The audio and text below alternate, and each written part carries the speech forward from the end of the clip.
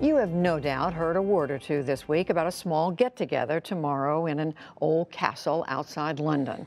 Well, for many in post-Brexit Britain, the pomp and pageantry of the royal wedding that will unite Prince Harry and the American actress Meghan Markle is a reassuring balm in uncertain times. And for an economy that could use a boost, it's looking like the wedding and the industry built around it could be worth a princely sum. So we sent our Europe-based economics and garden party correspondent, Malcolm Brabant, to Windsor on this hardship assignment. In class-obsessed Britain, there is no greater social cachet than having one's face emblazoned across kitsch. If Meghan Markle ever doubts her newfound status, confirmation comes from plastic bags, tea towels, commemorative plates and mugs. And the smile on the face of shopkeeper Malkit Singh Ojla. Thank you very much. Thank you. Everybody getting ready for wedding. We've got a little bell. Tom likes bells, and it's just for the nice to keep. Oh, the things are going very great now. It's more than what we were expecting.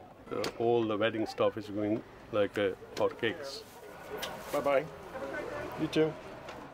The memorabilia takes on a slightly more expensive hue further along the street opposite Windsor Castle. What's consistent is the enthusiasm.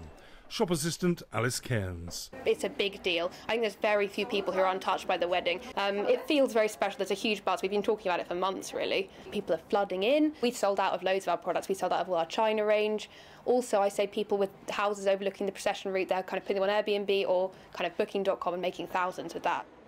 In common with other Windsor folk, hotel concierge Tom Felmingham has become a wedding economy analyst. He revealed that there's been some price gouging, or what his bosses might prefer to describe as an application of the laws of supply and demand.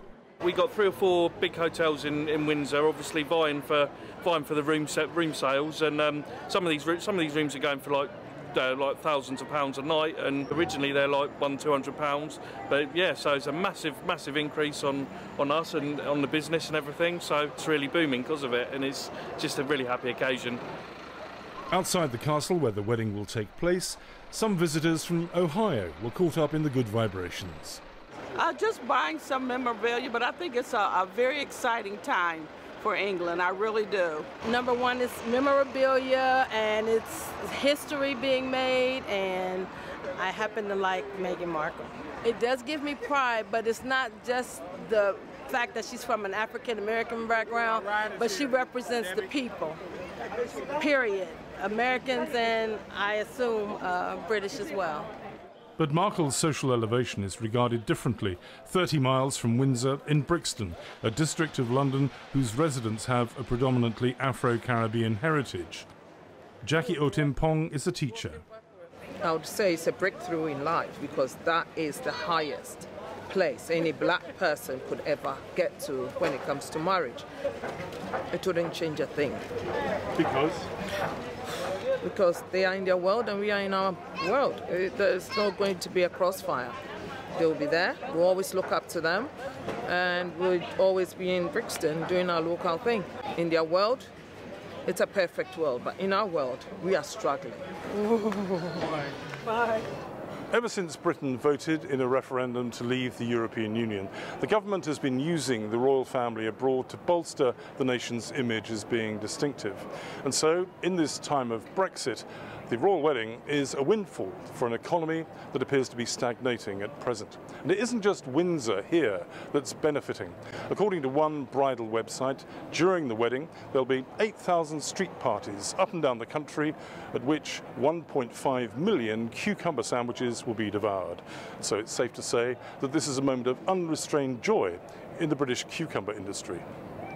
Not to mention in boardrooms around the country, because the numbers have surprised the experts.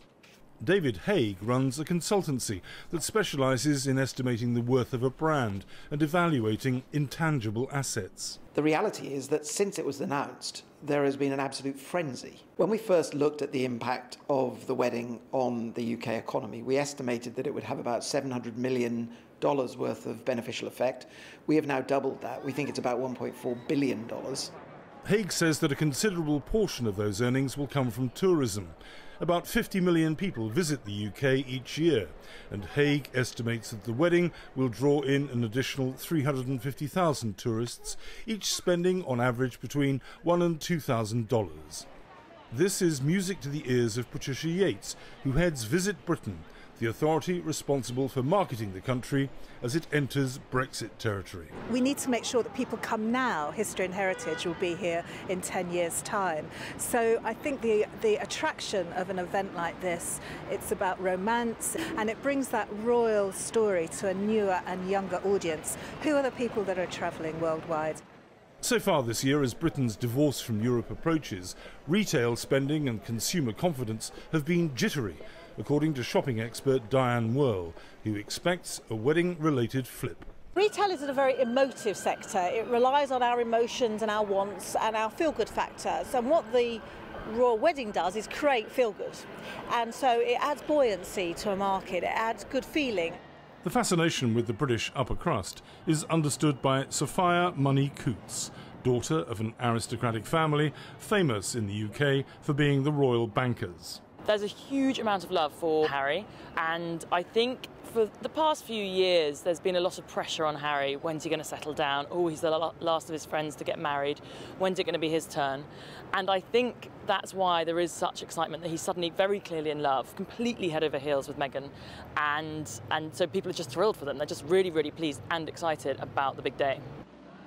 The festivities in Windsor outrage British Republicans, who argue that the monarchy is a corrupt institution. The royal family costs the taxpayer about $50 million a year.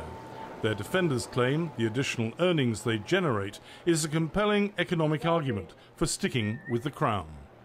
For the PBS NewsHour, I'm Malcolm Brabant in Windsor. Thank you, Malcolm. And online, you can watch all of the royal wedding festivities live starting at 4:30 a.m. Eastern tomorrow. That and more is on our website, pbs.org/newshour.